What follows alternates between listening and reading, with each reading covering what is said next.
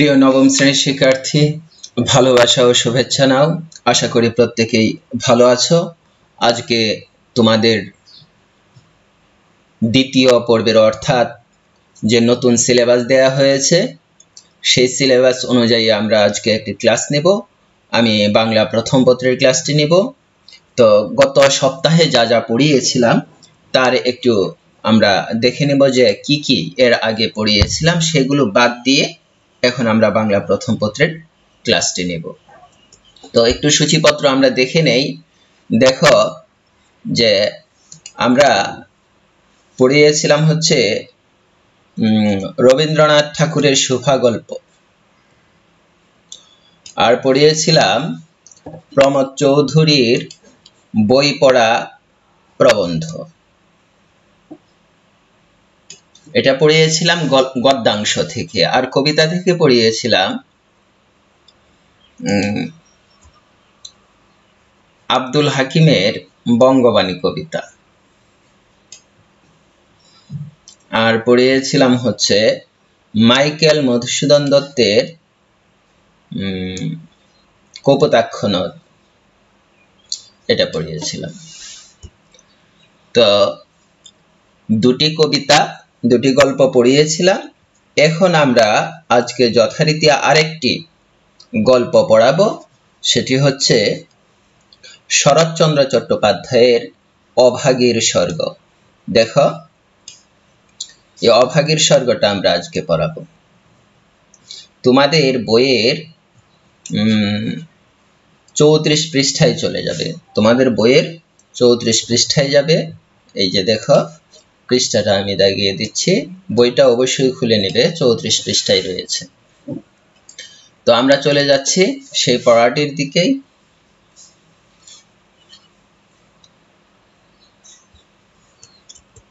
অভাগীর স্বর্গ।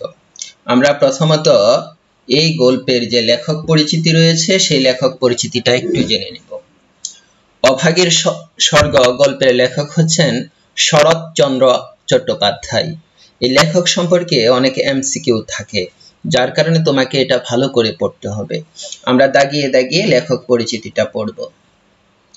প্রথমত আমরা যে লেখক পরিচিতি এই শব্দটা একটু দাগ দিয়ে রাখি। আচ্ছা, আমরা জন্ম মৃত্যু জানবো, তার সাহিত্যকর্ম জানবো, আরো কিছু ইনফরমেশন জেনে নিব। শরৎচন্দ্র চট্টোপাধ্যায় ভারতের পশ্চিমবঙ্গ রাজ্যের হুগলি জেলার দেবানন্দপুর গ্রামে 15 সেপ্টেম্বর 1876 সালে জন্মগ্রহণ করেন। এখানে সব থেকে গুরুত্বপূর্ণ যেগুলো সেগুলো দেখো, ওনার গ্রামটা বারবার পরীক্ষায় এসে থাকে। দেবানন্দপুর গ্রামে জন্মগ্রহণ করেন। আর হচ্ছে ওনার জেলায় এসে থাকে, এই যে হুগলি জেলা, এই জেলাটা এসে থাকে। আচ্ছা, এছাড়া উনি যে সালে জন্মগ্রহণ করেছেন সেই সালটি এসে থাকে, এই যে 1876 সালে জন্মগ্রহণ করেন। আচ্ছা, আর্থিক সংকটের কারণে FA শ্রেণীতে পড়ার সময় তার ছাত্র জীবনের অবসান ঘটে। আর্থিক সংকটের কারণে উনি দারিদ্র ক্লিষ্ট মানুষ ছিলেন। তো এই আর্থিক সংকটের কারণে উনি FA শ্রেণীতে পড়ার সময়ই উনি আর পড়তে পারেননি। তিনি কিছুদিন ভবঘুরে হয়ে বিভিন্ন জায়গায় ভ্রমণ করেন, অর্থাৎ সন্ন্যাস জীবন উনি পালন করেছিলেন ভবঘুরে হয়ে। এই যে 1903 সালে ভাগ্যের সন্ধানে বার্মা যান। কত সালে বার্মায় যান? 1903 সালে। এই সালটি তোমাকে জানা রাখা লাগবে, এটা পরীক্ষায় আসার মতো। কাজের সন্ধানে বা ভাগ্যের সন্ধানে বার্মায় যান। বার্মা বলতে এখন যেটা মায়ানমার বোঝায়। এবং রেঙ্গুনে অ্যাকাউন্টেন্ট জেনারেল অফিসে কেরানি পদে চাকরি করেন। কোথায় চাকরি করেন? রেঙ্গুনে। রেঙ্গুনটা কোথায়? এটা হচ্ছে বার্মাতে। তো এই বিষয়টা তোমাদের জানা থাকা লাগবে। এই লাইনটা আমি দাগ দিয়ে দেই, এটা জানা থাকবে। প্রবাস জীবনে তার সাহিত্য সাধনা শুরু এবং অল্প দিনেই খ্যাতি লাভ করেন। উনি যখন রেঙ্গুনে ছিলেন, প্রবাস জীবন যাপন করছিলেন, তখনই উনি মূলত লেখালেখি শুরু করেন এবং অল্প কিছুদিনের মধ্যেই উনি খ্যাতি লাভ করেন, অর্থাৎ সাহিত্যিক হিসেবে নিজের নামটি লেখাতে পারেন। 1916 সালে তিনি কলকাতায় ফিরে আসেন এবং নিয়মিতভাবে সাহিত্য সাধনা করতে থাকেন। আবার ওই রেঙ্গুন থেকে অর্থাৎ মিয়ানমার থেকে উনি 1916 সালে ফিরে আসেন এবং এটা তোমার জানা রাখা লাগবে। 1916 সালে ফিরে আসেন এবং নিয়মিত সাহিত্য সাধনা করতে থাকেন। গল্প উপন্যাস রচনার পাশাপাশি তিনি কিছু প্রবন্ধ রচনা করেন। তিনি রাজনৈতিক আন্দোলনেও যোগ দিয়েছিলেন, কিন্তু পরে তা ত্যাগ করেন। উনি কিছুদিন রাজনীতিতেও ছিলেন, পরে অবশ্য এই রাজনীতি বেশি দিন থাকেনি। 1920 সালে কলকাতা বিশ্ববিদ্যালয়ের জগত্তারিণী পদক এবং 1936 সালে ঢাকা বিশ্ববিদ্যালয় থেকে ডি.লিট উপাধি লাভ করেন। এই দুইটি প্রশ্ন এসে থাকে তোমাদের পরীক্ষায়। একটি হচ্ছে 1920 সালে কলকাতা বিশ্ববিদ্যালয় থেকে জগত্তারিণী পদক এবং 1936 সালে ঢাকা বিশ্ববিদ্যালয় থেকে তোমার ডি.লিট উপাধি লাভ করেন। এই বিষয়টা তোমার জানা থাকা লাগবে, এটা খুবই আসে পরীক্ষায়। আচ্ছা, শরৎচন্দ্র চট্টোপাধ্যায় বাংলা কথা সাহিত্যে দুর্লভ জনপ্রিয়তার অধিকারী। তাকে জনপ্রিয় কথা সাহিত্যিক বলা হয়।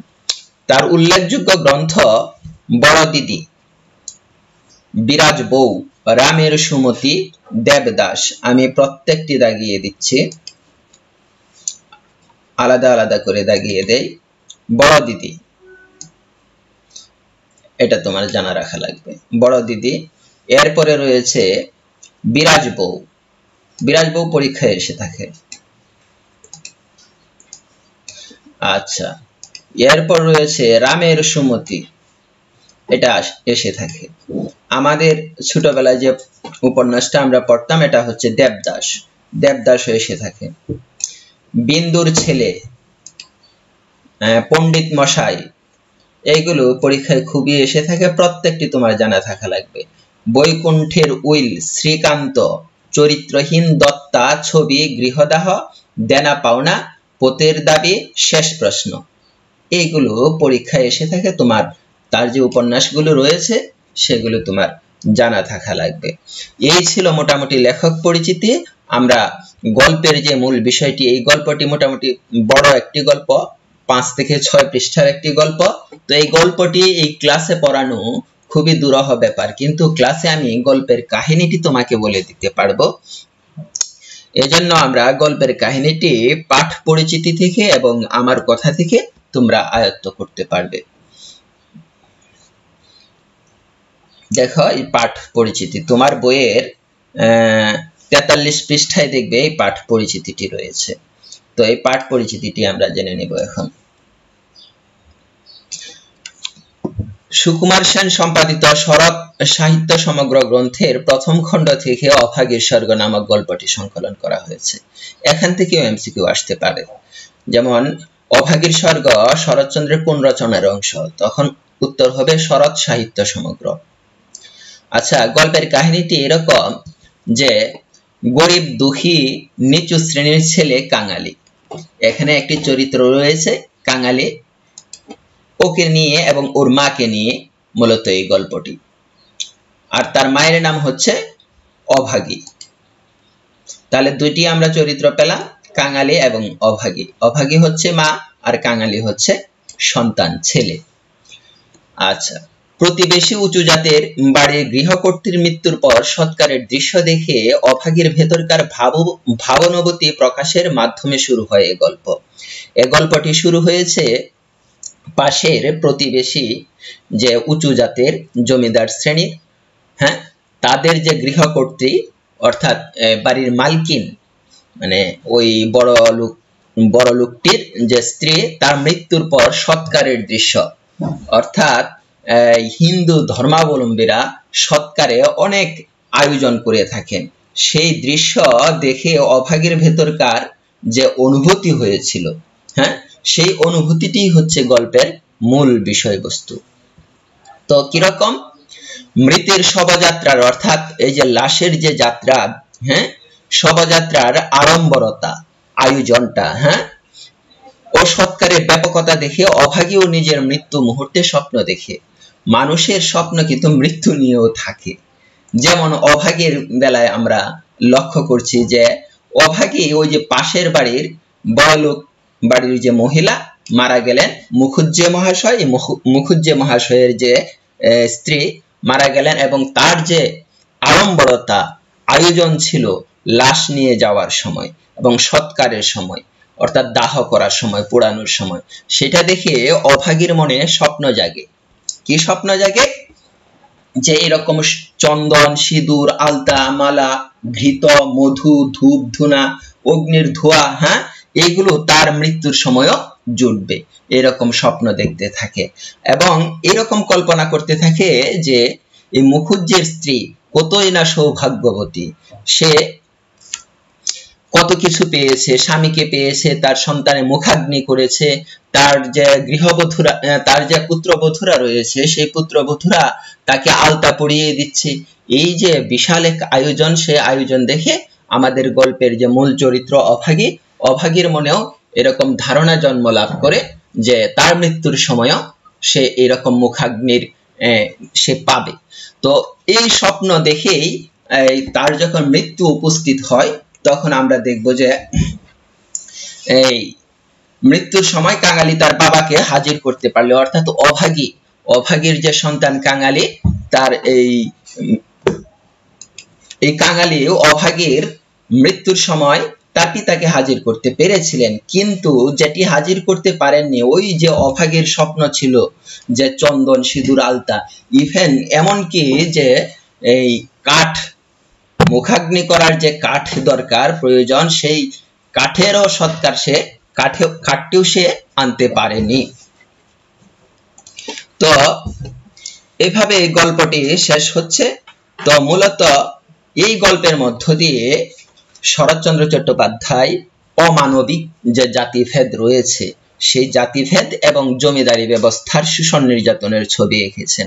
আমরা কিন্তু এখানে শোষণ নির্যাতনের ছবিও দেখতে পাবো, অর্থাৎ একটি গাছ কাটা নিয়ে যে কাঙালির উপর যে স্টিম রুলার চলে এসেছিল, নির্যাতন চলে এসেছিল, অভাগীর যে নির্যাতন চলে এসেছিল, সেই বিষয়টিও আমরা এই গল্পে লক্ষ্য করব।